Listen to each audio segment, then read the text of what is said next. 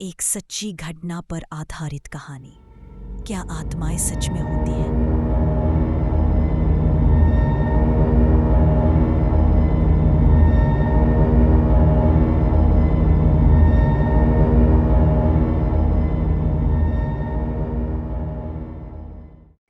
क्या आत्माएं सच में होती हैं? एक बार कमेंट करके ज़रूर बताना, क्योंकि जो कहानी मैं आज आपको सुनाने जा रही हूँ वो एक सच्ची घटना है जिसे हमारे पड़ोसी ने खुद हमें सुनाया था। Welcome to fear tube. ये बात राहुल की है जो नोएडा में रहता था।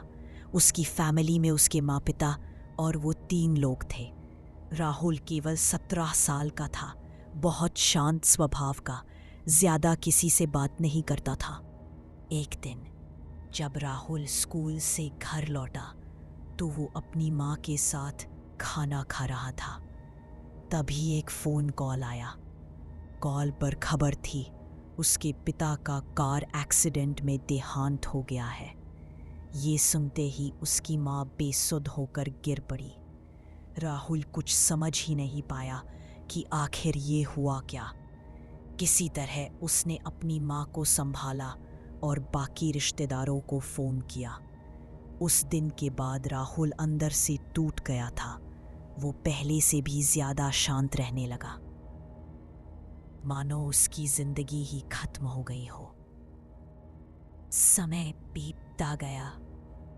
एक रात राहुल पढ़ाई कर रहा था, तभी उसे घर के मुख्य दरवाजे से तक तक की आवाज़ सुनाई दी। पहले उसने सोचा शायद किसी पड़ोसी के घर से आ रही होगी, पर आवाज़ तेज़ होती गई और अब वो आवाज़ पीछे वाले दरवाजे से भी आने लगी। राहुल ने अनदेखा किया और सो गया। अगले दिन उसकी माँ रात के करीब 8:30 बजे बाजार सामान लेने गई थी। राहुल घर में अकेला था। अचानक फिर से दरवाजे पर किसी ने आवाज़ दी, राहुल, राहुल। राहुल को लगा शायद कोई दोस्त आया होगा। वो जैसे ही दरवाज़ा खोलता है वहाँ कोई नहीं था। वो हैरान रह गया। कुछ देर वहीं खड़ा रहा, फिर सोचने लगा कि शायद उसे भ्रम हुआ होगा। उसने ये बात अपनी माँ को नहीं बताई, लेकिन कुछ दिन बाद उसकी माँ को भी ऐसा लगने लगा कि कोई दरवाजे पर आवाज़ कर रहा है। उन्होंने भी सोचा कि शायद हवा की वजह से होगा, लेकिन ये हर रात होने लगा। आवाज़ें धीरे धीरे और डरावनी होती गईं। रात के 12 बजे के बाद राहुल को ऐसा महसूस होता कि कोई हॉल में चल रहा हो, कोई मौजूद है वहाँ। वो पूरी रात सो नहीं पाता था। एक रात करीब 12:30 बजे बिजली चली गई। गर्मी बहुत थी तो राहुल बालकनी में हवा लेने चला गया और जो उसने वहाँ देखा उसकी रूह कांप गई। छत की सीढ़ियों के ऊपर कोई आदमी खड़ा था।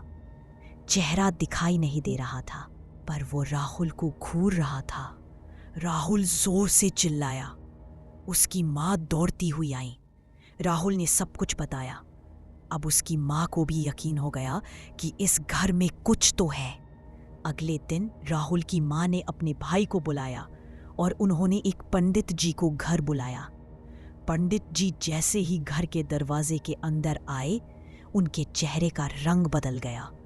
उन्होंने सीधे राहुल से पूछा, बेटा, क्या तुम्हें यहाँ कुछ महसूस होता है? राहुल ने कहा, जी पंडित जी, हर रात ऐसा लगता है कि कोई है यहाँ।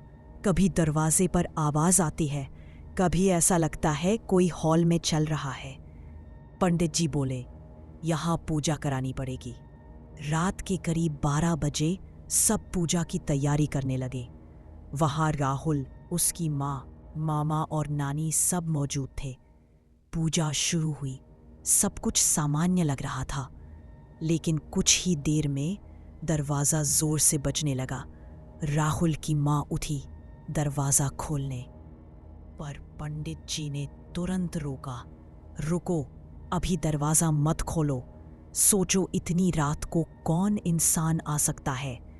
सब समझ गए कि कुछ असामान्य हो रहा है। अब आवाज़ें अंदर वाले दरवाजे से आने लगी।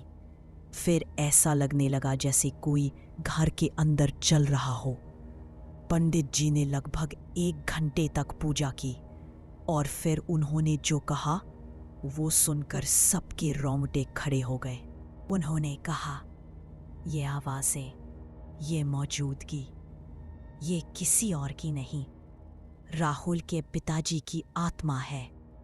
उनकी आत्मा को अभी शांति नहीं मिली, इसलिए वो हर रात यहाँ आते हैं अपने बेटे और परिवार के पास। ये सुनते ही राहुल फूट फूट कर रो पड़ा। फिर पंडित जी ने विशेष पूजा करवाई और उनके पिता की आत्मा को शांति दी। उस दिन के बाद से राहुल और उसकी माँ को कभी कोई आवाज़ नहीं सुनाई दी, ना कोई परछाई दिखी। सब कुछ सामान्य हो गया। आज राहुल की शादी हो चुकी है, उसके 2 प्यारे बच्चे हैं, पर जब भी वो रात को अकेला बैठता है तो उसे अब भी लगता है कि उसके पापा की आत्मा कभी कभी उसके पास आकर उसे देखती है। दोस्तों, ये कहानी आपको कैसी लगी? कमेंट करके ज़रूर बताना और चैनल को सब्सक्राइब करना मत भूलना ऐसी ही डरावनी सच्ची कहानियाँ सुनने के लिए।